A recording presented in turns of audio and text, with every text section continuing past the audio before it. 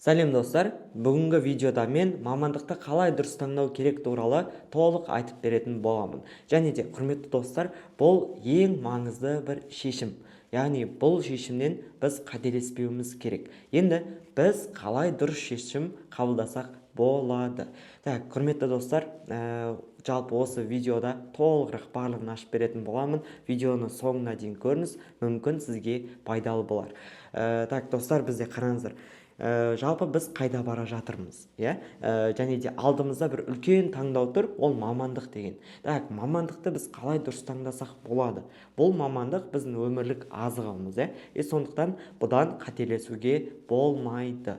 Құрметті достар, бүгінгі видеода енді барынша сіздерге ақпаратты жинап, жан-жақтан теріп, барынша мәліметті кішігірім қысқаша айтып беретін боламын. Сондықтан видеоны соңына дейін көріңіз. Құрметті достар, ең бірінші жалпы ғылыми ақпаратқа сүйенсек, жастарымыздың 70%-ы мамандығын дұрыс таңдамаған. Яғни ол ата-анасының таңдауы, немесе қасында достарының таңдауына еріп кеткен, болмаса туған туысқандарының таңдауы деген сияқты. Яғни қоғамның пікірмен ілесіп кеткен деген сияқты. Құрметті достар, бізде бұндай проблемалар өте көп. Енді бұны қалай біз қайталамай дұрыс жолға түссек болады.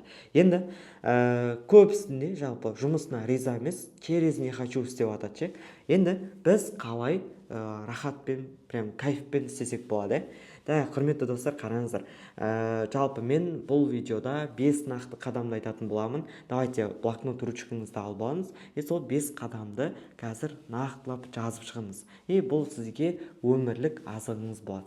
Құрметті достар, қараңыздар. Бірінші қадам, яғни өзіңді тану. Ең бірінші, менің қызығушылығым не?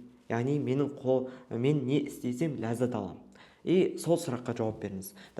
Бұл сұраққа жауап бергеннен кейін келесі ол кәсіби тесттерді тапсыру. Яғни MBTI дейтін тест бар, 16 Personalities дейтін тест бар. Жалпы сол тесттер арқылы сен ашықсың ба, тұйықсың ба?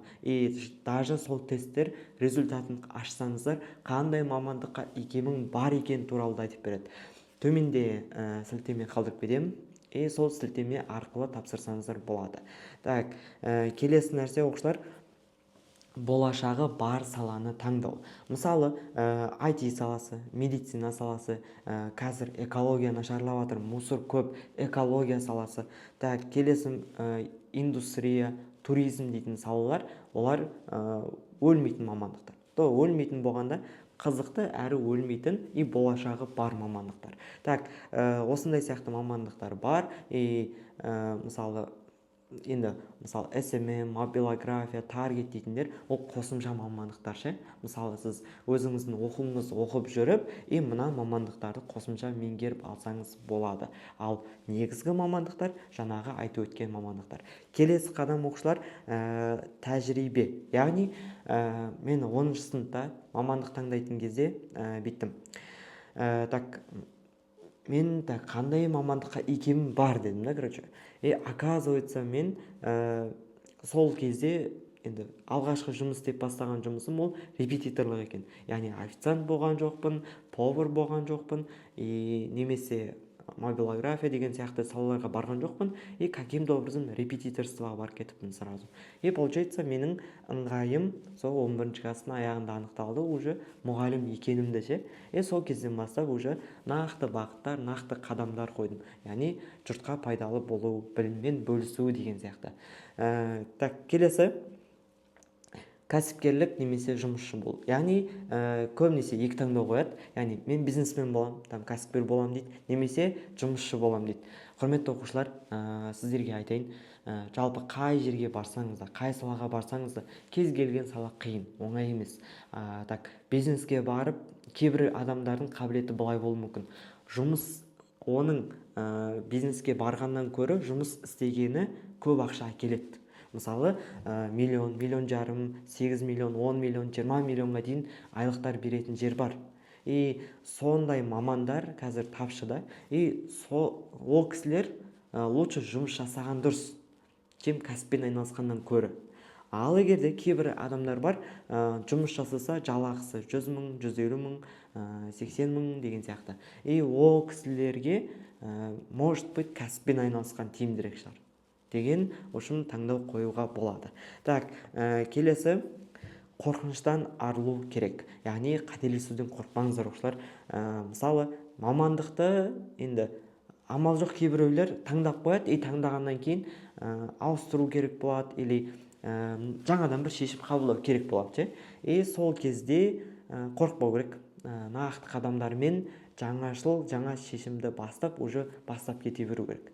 Бұл деген сөз оқушылар ойлап қалмаңыздар, мамандықты қалай да болса солай таңдай салу керек, ауыстыра салам ғой деген сияқты. Жоқ, қазірден бастап наоборот сіз бір салаға нақтылап бекіңіз, сол саланың бір патологы болып шықсаңызшы. Сол кезде ол кәсіпкер боласыз ба, ол жұмысшы боласыз ба, айлығыңыз көп болады. Так, келесі оқушылар, жалпы өз өмірлеріңіз өз қолдарыңызда. Ең соңғы осы қадамы, яғни жолыңызды өзіңіз таңдайсыз. Енді ата-анаңыз айтады, қоғам айтады, досыңыз айтады, соңғы шешімді өзіңіз қабылдайсыз. Так, және де көңіліңе жақын істі таңдау керек. Оқушылар, қазір блокноттарыңыз қолдарыңызда болса, мына 4 нәрсені жазып алыңыздаршы. Оқушылар, бірінші қараңыздар, ең бірінші очередте ол мамандық саған ұнау керек. Так, ұнауға галочка қойыңыздар. Мысалы, мынандай деген сияқты мамандықтар. Так, келесі, екінші очередте ол мамандықты сен істей алуың керек.